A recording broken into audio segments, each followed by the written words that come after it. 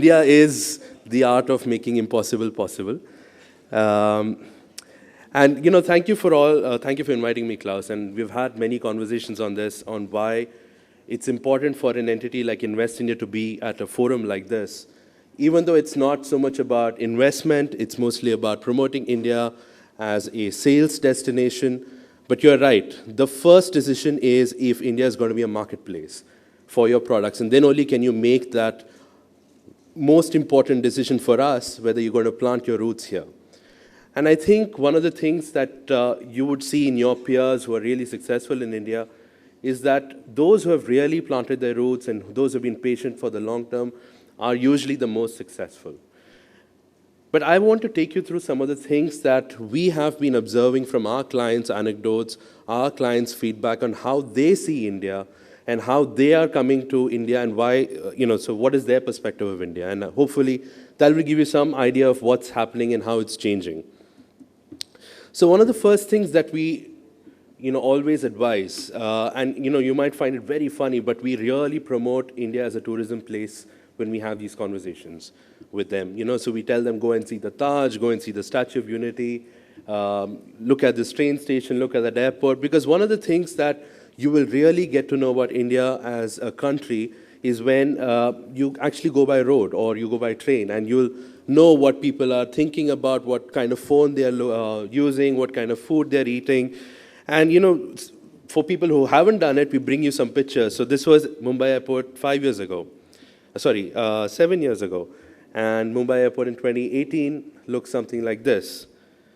People forget, so how things used to be in the past. This is the Maier highway, Delhi to Maier road going east. And this stretch took about 9 months to build. We're still building it apparently, but I think the ambition and the intention and the way things are going to change is very clear. Again, train stations. I think people still go to train stations expecting this. And, they really come across as surprised. I think if you haven't seen the Anand Vihar rail station, which is in East Delhi, I would really advise you to go and visit. And the kind of demand and the kind of people that are coming there is completely different. Again, this was barely an airport. I would classify this as an airfield. And it's coming up, So it's not just your tier 1, tier 2 cities, even the tier 3s and tier 4s are coming up in a much bigger way. And, one of the reasons has been that we have this growth potential. We are still one of the fastest growing economies. In fact, we are the fastest G20 economy. I think the countries in front of us in terms of growth are probably the smallest economies that you've heard of. We are number 5 as per GDP this year. We've overtaken the UK according to some reports. By PPP, we're already at number 3. So we have immense buying potential. And if you look at our investment, and a lot of this, a lot of our investors have actually looked at these figures and made their decision. The last 5 to 6 years have been record for us. In the last 5 to 6 years, we've managed to triple the rate of investment. We've done this 300 billion last in 15 years. So 2000 to 2014 was $300 billion of investment, and 2014 to 2019 was $300 billion of investment. Again, why have we been at this click rate, or why have we been going so fast, is primarily because of the middle section, the population.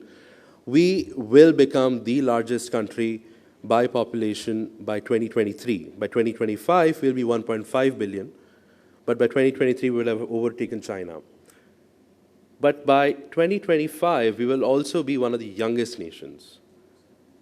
50%, that is 750 million of us, will be below the age of 25. 1 billion of us will be below the age of 35. Now, if you're one of the marketing managers or the CEOs of this country, of your company in this country, I think that's an important figure for you to take back, because most of our important purchases of our life haven't happened till the age of 35. A lot of us haven't bought our first houses. We're still looking at our big cars. We're looking at our major investments. We're looking at the big appliances. Everything comes at this inflection point. And in 2025, you're looking at the engine of growth just starting. So that brings us to the consumption figure that's below, 4 trillion. That's a gross underestimate, according to me. But you can just do the multiplication and figure it out for yourself.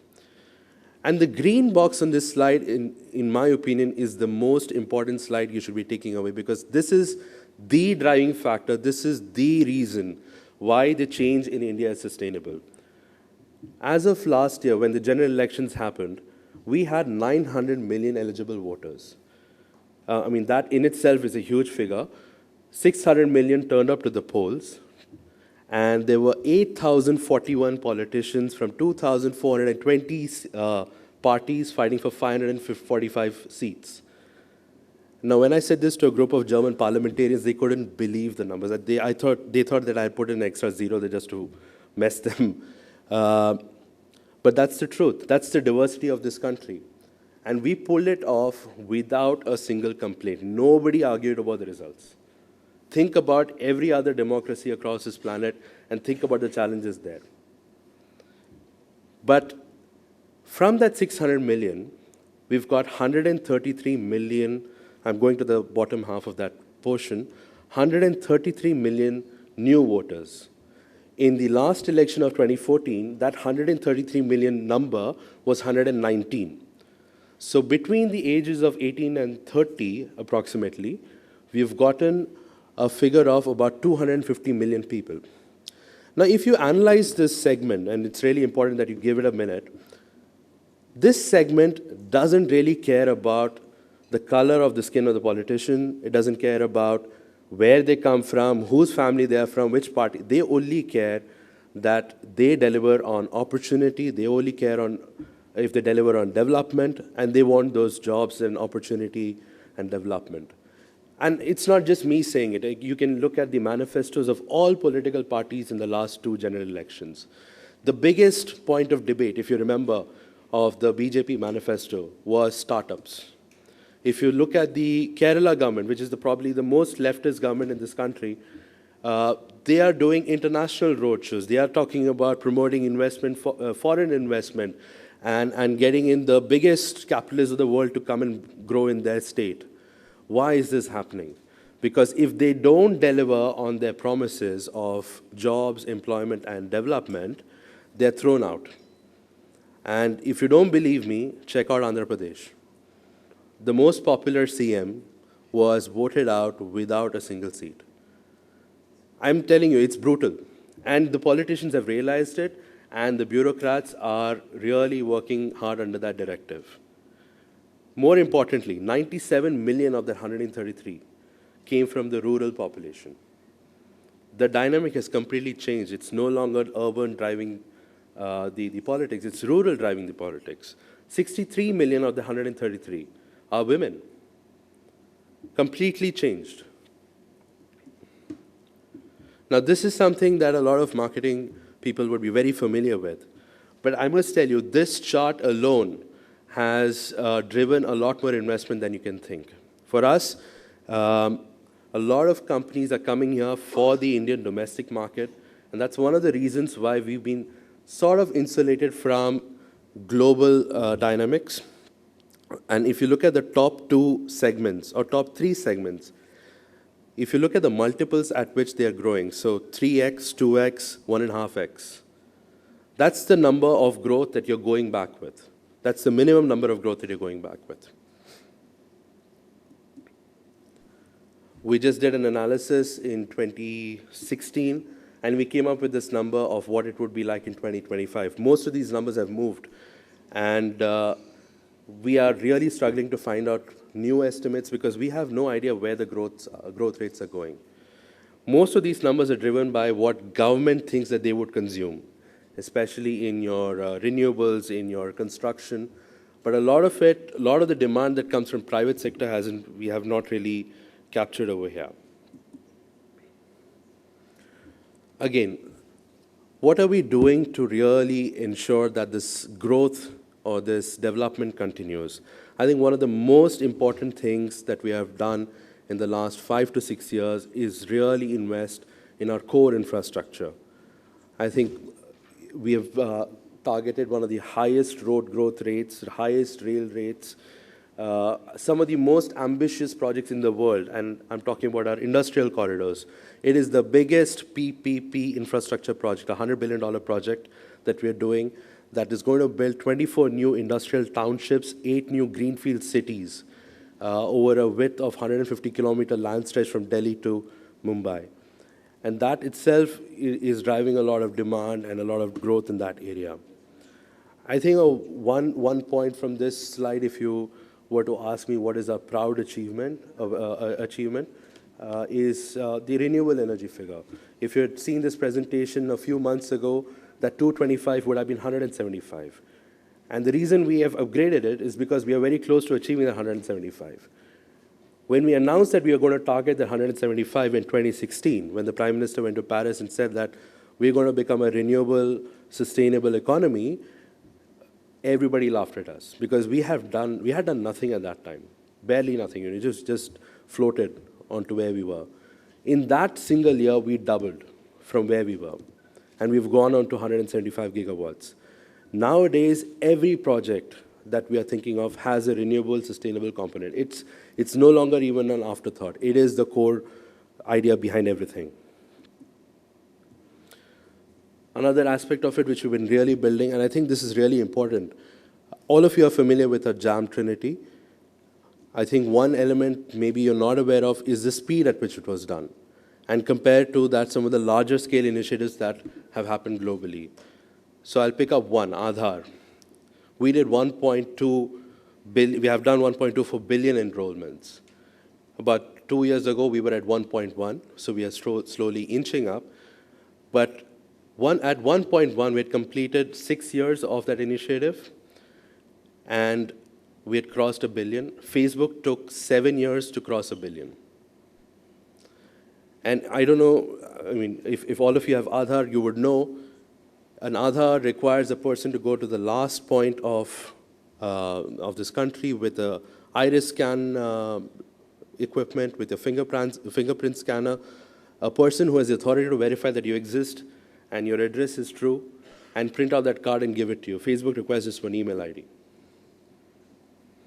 So I think we've proven to the world that we can carry out the most complex projects ever. But the interesting thing is you combine any two of these initiatives or any three of these initiatives, you come up with interesting ideas. So for example, you combine GST and mobile phones and your Jan Dhan Yojana, and you get loans, automatic loans or AI loans, which are happening nowadays. You combine startups and mobile phones and Aadhar. You get interesting ways to do KYC, credit analysis. You combine Aadhar, Jan Dhan Yojana, mobile phones. You get the largest startup telecom company, Reliance, which did 100 million new customers in 6 months. At the cost of acquisition, 1/6 globally. So I think there are some really interesting things going on, and if you haven't been really convinced, I think it's time to roll up your sleeves and get into the river and start getting wet. I think this is something that we've been really proud of, the Ease of Doing Business initiative. And the reason why we are really proud of this is because every number on that Ease of Doing Business marking scale is driven by industry feedback. It doesn't matter how much we have reformed, it doesn't matter how much we have screamed from the rooftops that we have done this, we've done that, unless the industry corroborates the World Bank's questions, saying that has the reform really happened, the scale doesn't move. And we've been one of the top performers in this movement, 79 places in the last 4 years across the world. And it's not just ease of doing business, you know, innovation, logistics, all have been steadily improving. This is an interesting one. So we asked Bloomberg, Bloomberg came to us with this survey, so they did this without telling us, where they surveyed 900 global CEOs, 300 from Americas, 300 from Europe, and 300 from Asia, on these 7 countries. And all of these CEOs were asked questions about the parameters in front of you, the ones in red. And these are the parameters that are important investment decision factors or market entry decision factors. And this is in the order of importance for them. And in almost all of them, India came out number 1. And a few of them, actually, we were also surprised. But if you think about it, currency stability, we've actually depreciated only 3% in the last 6 years.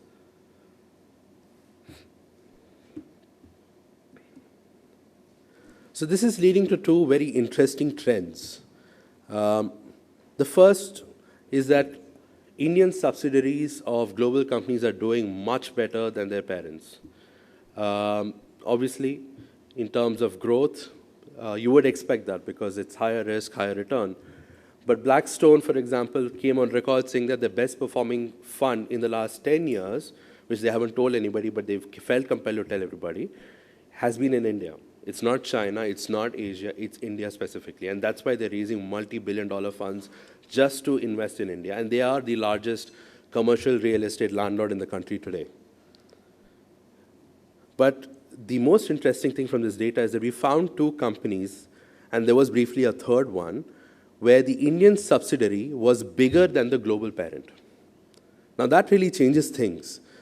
Now, if you're not in India, you're really missing not just a major part of your growth, but a major part of your value. Just think about it. Suzuki, one of the biggest car manufacturer in the country, the Indian subsidiary is bigger than the Japanese parent. Who would have thought? Again, a few more examples of how Indian subsidiaries are doing better.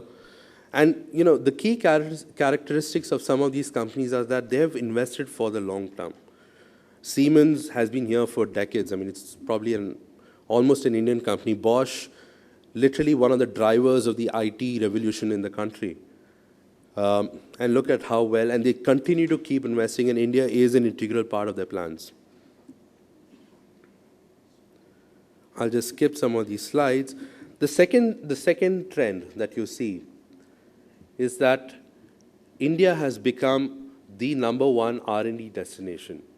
For a lot of the global MNCs, you're seeing that they are taking the decision to plant their biggest or second biggest R&D destination, R&D hub in India.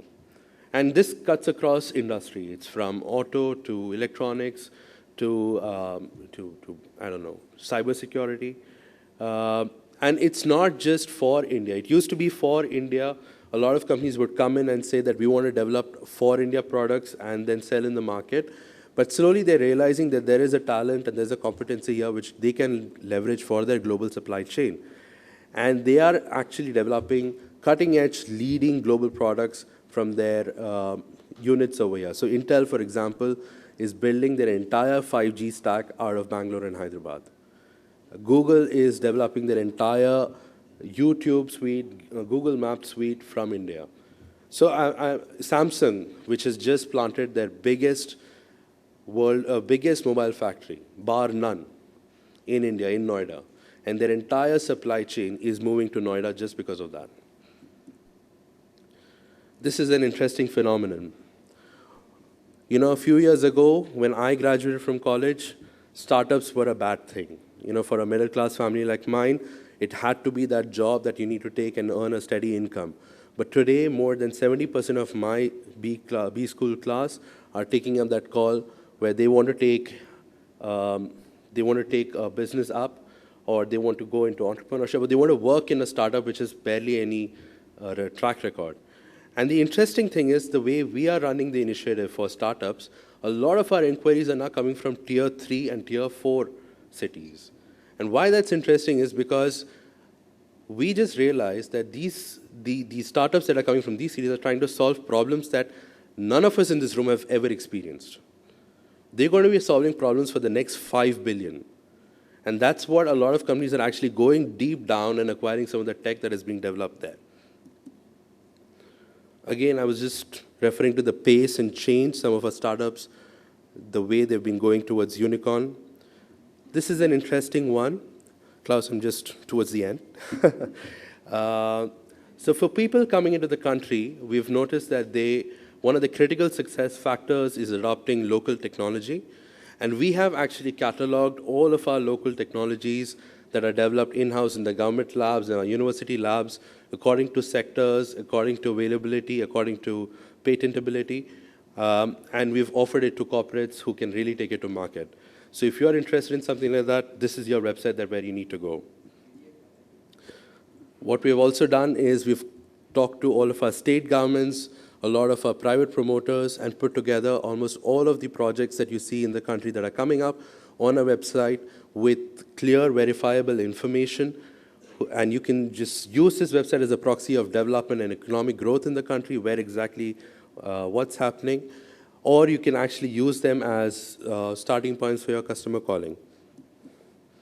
And this brings us to my last slide, which is my show-off slide.